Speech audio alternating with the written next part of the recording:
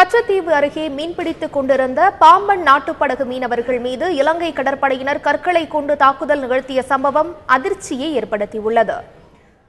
ராமநாதபுரம் மாவட்டம் பாம்பனில் இருந்து ஜெபமாலை என்பவருக்கு சொந்தமான நாட்டுப்படகில் 7 மீனவர்கள் மீன்பிடிக்க சென்றுள்ளனர். கச்சத்தீவு அருகே அவர்கள் மீன்பிடித்துக் கொண்டிருந்த போது அங்கு வந்த இலங்கை கடற்படையினர் மீனவர்கள் மீது கற்களை கொண்டு தாக்குதல் நிகழ்த்தியுள்ளனர். இதில் ராயப்பன் என்பவரது தலையில் காயம் ஏற்பட்டு அவருக்கு 5 தையல் போடப்பட்டுள்ளது.